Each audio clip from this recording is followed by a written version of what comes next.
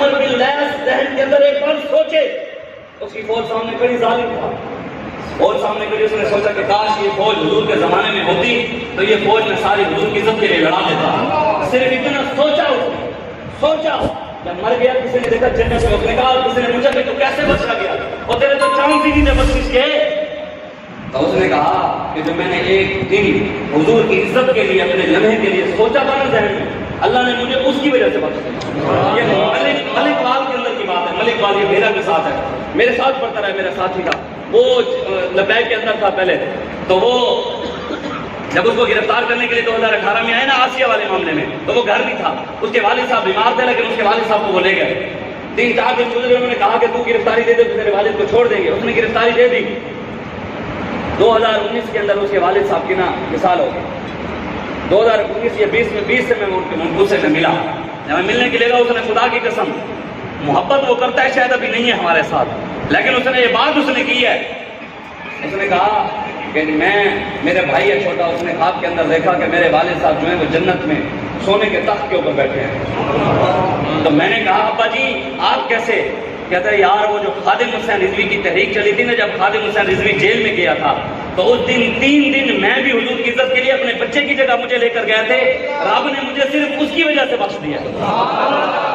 عمر بن لیث ایک لمحے کے لیے سوچے، اللہ اس کو بخش دے، اور ہم تو ہر لمحہ حضور کی عزت پر پہرا دے رہے ہیں، ہم تو ہر گھڑی حضور کی عزت کی بات کر رہے ہیں، ہم تو ہر لمحہ ہر ظالم کی آنکھوں میں آنکھیں ڈال کر کھڑے ہیں، ہم تو ہر لمحہ ہر ظالم کا ہاتھ روکنے کے لیے کھڑے ہیں، ہم تو ہر لمحہ، ہمارے پاس کچھ نہیں ہے، ہماری جیب خالی، ہر چیز خالی، لیکن ہمارے پاس رسول اللہ کی محبت ضرور ہے،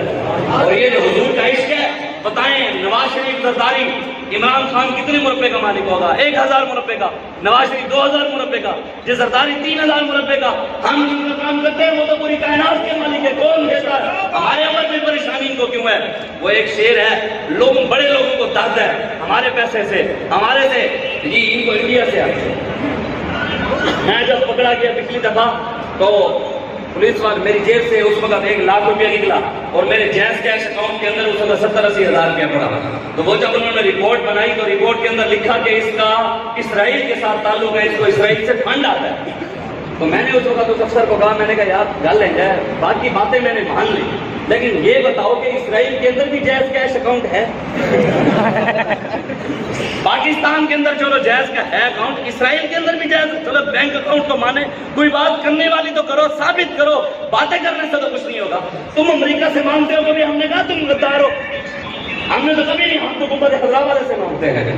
ہمارا تو وہاں سے آتا ہے، ہم وفات کرتے رہے، خدا کی قسم ہمارا یہاں بھی لنگر بند نہیں ہوگا، وفات کرتے کرتے مر گئے، مرنے کے بعد بھی ہمارا لنگر بند نہیں ہوگا۔ بتائیں داتا صاحب کا لنگر بند ہوا ہے تک؟ 1000 سال ہو گیا ہے داتا صاحب کا لنگر چل رہا ہے، گنج بخشے فیض عالم مظہر خدا ناقص سارا پیر کامل کاملہ علی رحمہ، حضور امیر المجاہدین کا لنگر دنیا میں کوئی بند کرا سکا؟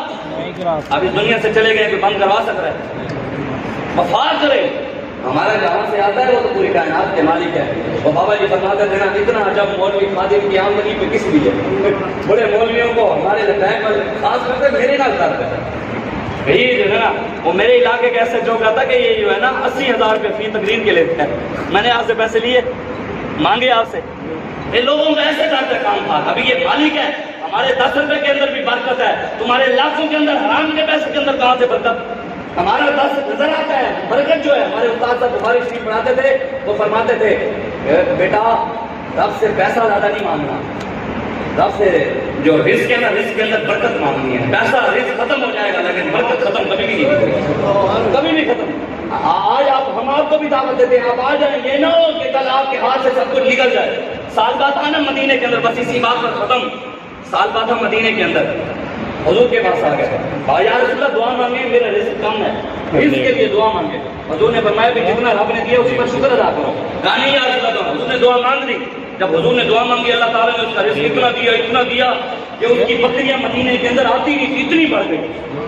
اب وہ سال بعد جو تھے وہ بکریاں لے کر جنگل میں چلے گئے۔ جب جنگل میں چلے گئے، سال گزرا، حضور نے صحابی کو بھیجا کہ جاؤ اسے جا کر زکات لے آؤ، جاؤ اسے جا کر لے آؤ سامان، صدقہ لے آؤ۔ جب لینے کے لیے گئے تو اس نے کہا یہ تو میرے اوپر ٹیکس ہے، میں یہ سوچوں گا کہ میں نے دینا ہے کہ نہیں دینا۔ جب حضور کے پاس یہ خبر پہنچی تو حضور نے کہا سال کا ہلاک ہو گیا۔ اتنی سی بات ہے پھر وہ سالبہ کو پتہ لگا تو وہ بکریاں لے کر آ گئے، معافی مانگی، حضور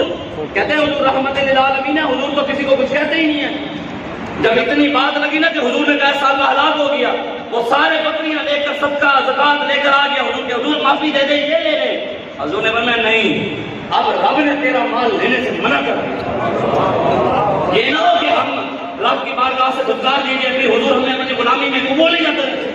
ہم لوگوں کو پروپیگنڈے کا شکار ہوتے ہیں، لبیک والے اتنی قربانیاں، بابا جی فرماتے تھے لبیک سازشوں سے نہیں بنی، قربانیوں سے بنی ہے، کسی بھی سازش سے یہ ناکام ہونے والی ہے ہی نہیں۔ اس کے اندر بابا جی کی قربانیاں، بابا جی کے اخلاص ہے، ہمارے شہیدوں کا خون ہے،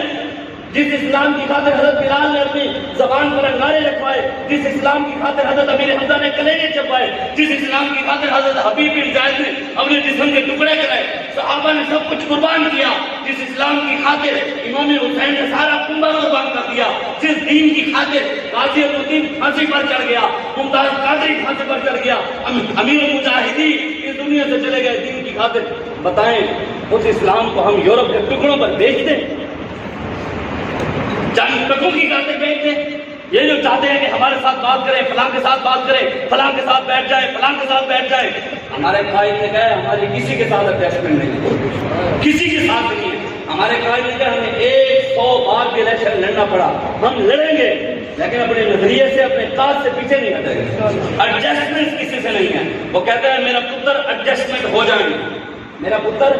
ایڈجسٹمنٹ ہو جانی تے بہتر ایڈجسٹمنٹ ہو جانی، سیٹ ایڈجسٹمنٹ ہوئے نہ ہوئے پر لتر ایڈجسٹمنٹ ہو جانی۔ اب پی ٹی آئی والے بھی کہتے ہیں کہ ہم ٹی ایل پی کے ساتھ سیٹ ایڈجسٹمنٹ کرنا چاہتے ہیں۔ تم جتنی مرضی کسی پروپیگنڈے کرو، انشاءاللہ ٹی ایل پی والے تمہیں منہ ہی لگاتے ہیں۔ تاجدار ختم نبوت، تاجدار ختم نبوت۔ ہمارے قائد نے کہا توبہ کا دروازہ کھلا ہے، رب کی بارگاہ میں معافی مانگو، وہ جو ہمارے قیادت بیٹھ کر جو فیصلہ کرے گی، پھر جو کوئی آئے گا وہ فیصلہ وہ کریں گے جو وہ ان کا طریقہ ہوگا، ایسے نہیں۔ آپ بھی اس چیز کا خیال